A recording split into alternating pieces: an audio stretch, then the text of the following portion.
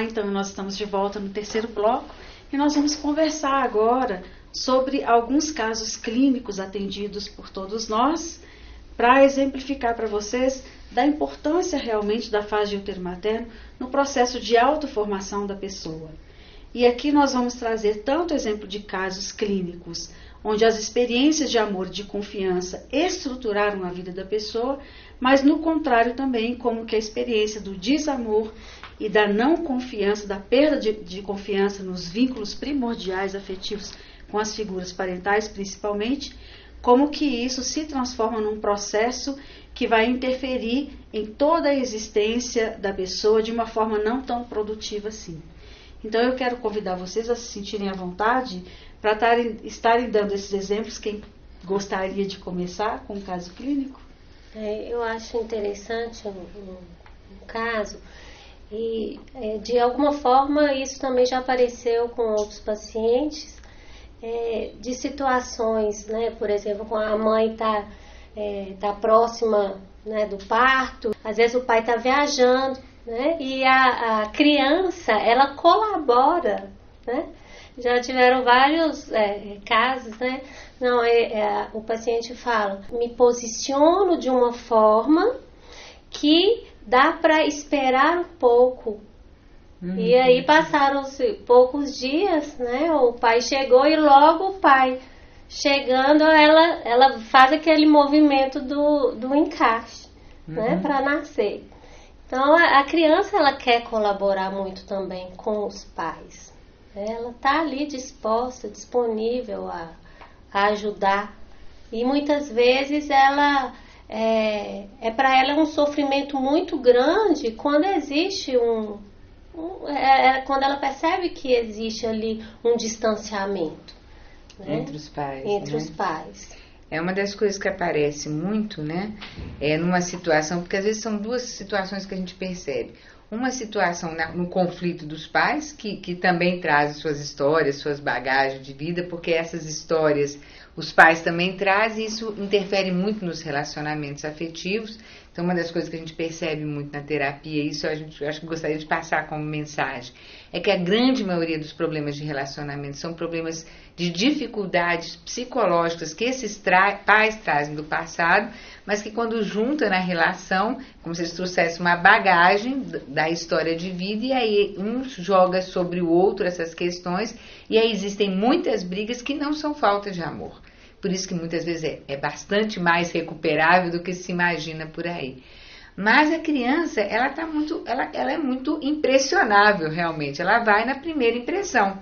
Então, quando ela percebe briga, gritaria, xingamento, mágoas, às vezes não tem brigas de falar, mas tem mágoas, tem ressentimentos, tem fechamentos, e a criança está ligada ali, principalmente quando ela percebe a mãe magoada, então ela vai fazendo dois tipos de registros. Um que está ligado a essa questão dos pais entre si, o outro é em relação a ela, que seria mais uma relação direta. O que acontece muitas vezes é que as duas coisas estão juntas, né? Então, por exemplo, você pensar numa situação onde a mãe está dizendo, eu não quero esse filho agora. Essa criança veio na hora errada. E na terapia o tempo todo vai se perguntando. Então você vai perguntando, e a criança? A criança é o próprio paciente. Como é que essa criança faz? Eu estou me encolhendo todinho. Encolhendo como? Eu estou no canto, parece que eu estou no canto do útero. E para que você faz isso? Para não aparecer, mas não aparecer por quê? Porque minha presença incomoda. Então essa ideia incomoda e eu sou um erro. Porque a mãe está dizendo, essa criança está no momento errado. Então ele conclui, eu sou um erro, eu não deveria existir. E aí a gente vai investigando tudo com perguntas, como é que essa ideia, eu sou um erro, e aí vem uma conclusão sobre a minha mãe não me quer, eu atrapalho aqui. Essa ideia, essa pessoa vai desenvolvendo, e aí vai agindo sobre o todo o ser dela, como o Dr. Márcio falou, às vezes até dando gatilhos ou não, nessas às vezes questões genéticas que estão presentes ali, porque ela tem que, e aí a forma de se expressar é muito diferente, que é muito interessante investigar. Às vezes, realmente fazendo uma leitura ao longo de toda a vida dela, então vocês percebem, foi a pessoa que viveu, que interpretou daquela maneira. Ela disse que ela era um erro. Então não é nem tanto o fato em si, é como a pessoa significa aquele fato. mas ela tem a vida inteira a sensação de que ela sempre estava errada, no momento errado, na hora errada, uma sensação de inadequada, uma sensação sempre como se ela estivesse pedindo desculpas de estar ali. Às vezes acontece de uma outra maneira, a pessoa sempre tendo que provar que está certa, o tempo todo, como se estar errada fosse uma confirmação daquilo. Então é um sentimento de perfeccionismo exagerado. Agora, quando às vezes a gente vai investigar, aí a gente já vê que essa mãe está chateada com esse pai, que aí já tem outras histórias nesse ambiente emocional que estão compondo essa situação. Por isso que é possível a decodificação, desmanchar esses códigos existenciais, como a gente fala. E assim, eu acho interessante agora, me lembrei de uma paciente que eu atendi há muitos anos, mas a queixa dela era uma só, ela tinha dificuldade de se comunicar, né? E esse comunicar era um comunicar-se que aparecia tanto nas relações sociais entre amigos, esse comunicar aparecia quando ela tinha que apresentar alguma conferência, algum trabalho, enfim, tudo que era ligado à comunicação, ela tinha muita dificuldade. Então, era uma situação atual angustiante, porque o trabalho dela era muito importante, ela precisava viajar muito, falar em público, etc.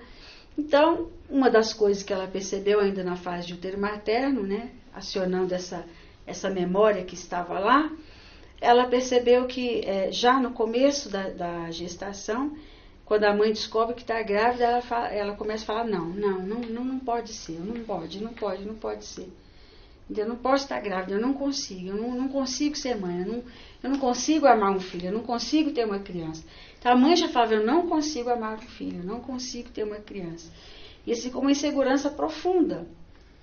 E aí, então ela se viu, ela se fechando sobre si mesma, e a primeira coisa que ela começou a descrever é que ela não queria mais fazer nenhum vínculo, nenhuma ligação, nenhuma comunicação com o outro. Esse outro não era só a mãe, porque ela estava extremamente magoada com a mãe. Por quê? E a gente vai perguntando, porque todo o nosso processo psicoterapêutico ele é feito sobre o questionamento, como o questionamento socrático, um questionamento que é devolvido à interioridade humana. Inclusive, nós fizemos 2 pesquisas agora de pós-doutorado falando sobre esse trabalho nessa prática clínica na Universidade Federal de Uberlândia, só para quem gosta de pesquisa, tá? Mas o que é mais interessante é que quando ela rompe essa comunicação, que ela fala que não quer fazer esse vínculo, né, e ela começa a falar para não sofrer, porque ela estava com uma expectativa muito grande que aquela mãe estivesse aberta para a existência dela. Muito grande. Então ali foi uma primeira quebra de confiança. Porque quando são as pessoas mais importantes da vida, que são fundamentais, o impacto é muito maior. São as pessoas mais significativas.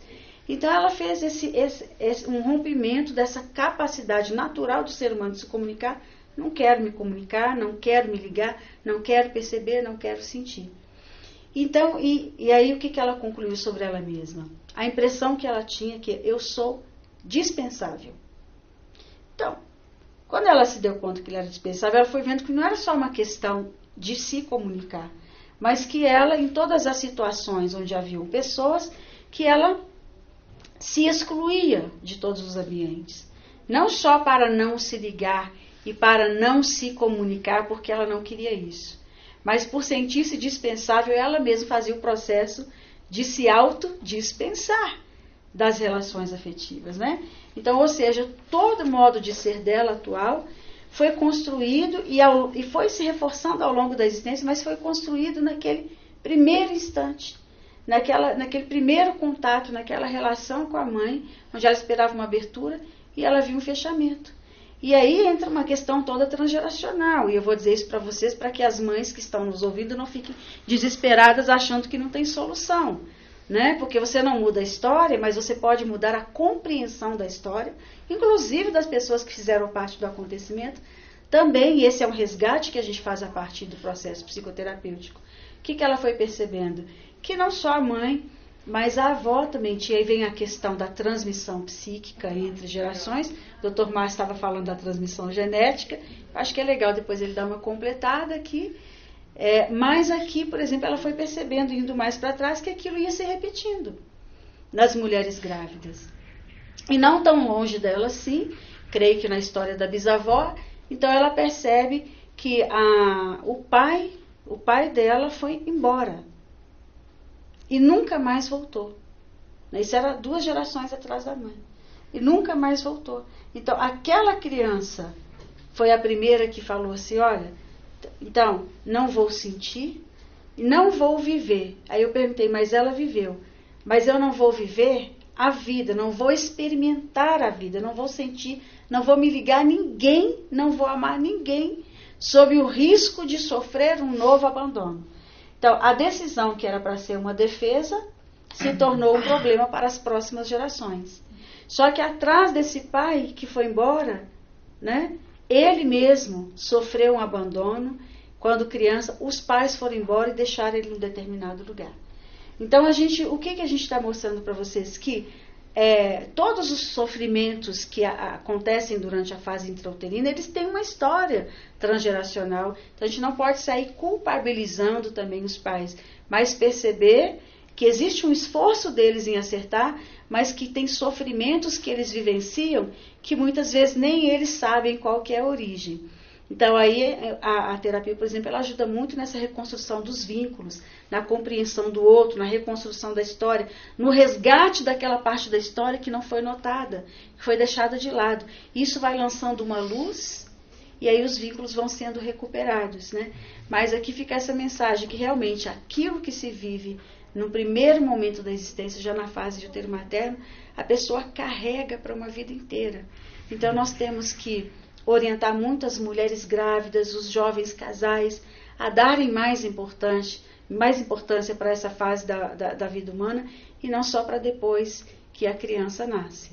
Mas aqui nós temos, eu sei que o Márcio tem uma questão para complementar. Sim. Aqui da questão transgeracional do ponto de vista da medicina. Que a gente puder fazer falar do Márcio, só se interromper, Márcio, porque eu estou preocupada, assim, se ficou claro para quem está ouvindo, né, que esse trabalho todo é feito de maneira, a pessoa está absolutamente consciente o tempo todo, por isso direta, porque não tem hipnose, não tem terapia, não é regressivo, não é terapia de vidas passadas, são esses registros emocionais que são possíveis de ser resgatados. Isso é um trabalho que já tem uma grande experiência, não sei se ficou, mas são mais de 130 mil pacientes tratados.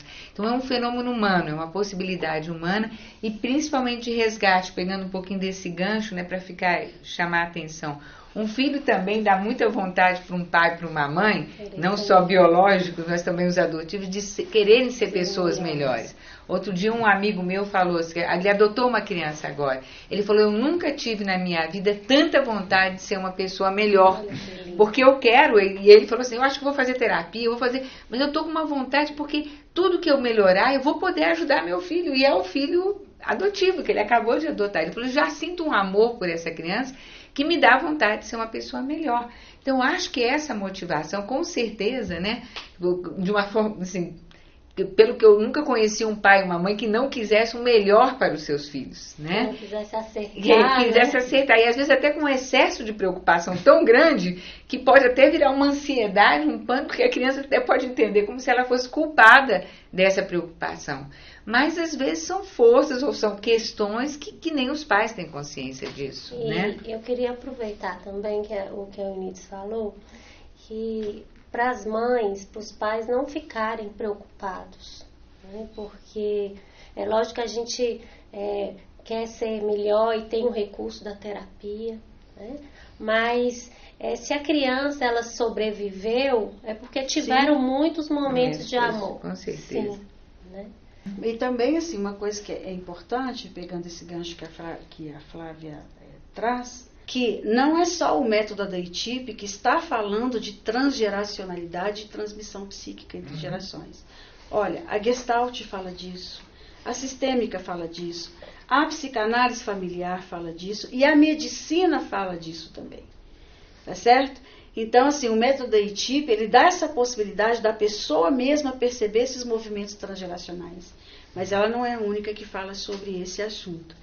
E, como a Flávia enfatizou muito bem, tudo o que é positivo continua registrado dentro da criança, e é por isso que o ser humano consegue se organizar de forma saudável, mesmo diante de um ambiente que não é perfeito, tá? Eu quero fazer o link, como você colocou, mas quero resgatar um pouco da memória da nossa fundadora. Eu me lembro, eu ainda muito jovem, conversando com ela, e ela ia apresentar-se, eu ia apresentar isso que nós estamos falando há muitos anos atrás, portanto, sem todo esse aparato que hoje a ciência vai evoluindo, num programa dominical de circulação nacional, e eu me lembro muito bem dela se perguntando sobre essa questão e que vínculo isso poderia ter com a genética. Mas aqui eu estou fazendo essa fala para resgatar ou contribuir com o que a DI vem trazer para nós, para dizer o seguinte: toda a sociedade como um todo tende a pensar que o físico determina essas coisas. E o que nós estamos aprendendo com a releitura da ciência, a evolução dos paradigmas, à luz do que nós estamos falando aqui agora, é que o sentido que nós temos interior, as coisas que nós carregamos interiormente, podem se utilizar do corpo, se utilizar da genética, se utilizar dos hábitos para construir um determinado fim. Então nós não somos seres determinados pelo físico. Quando a gente falou da plasticidade, não só a plasticidade do desenvolvimento, mas a própria plasticidade que a gente tem visto do ponto de vista neurológico no cérebro, do ponto de vista físico, é isso que nós estamos observando, que o ser é quem comanda o que nós somos e emite sinais e dá ordens para o corpo obedecê-lo. Então, se nós tivermos mais consciência disso, nós vamos ficar menos à mercê. E aí eu quero trazer uma pequena fala e um caso que... No próximo bloco. No próximo bloco. Ok? Até lá.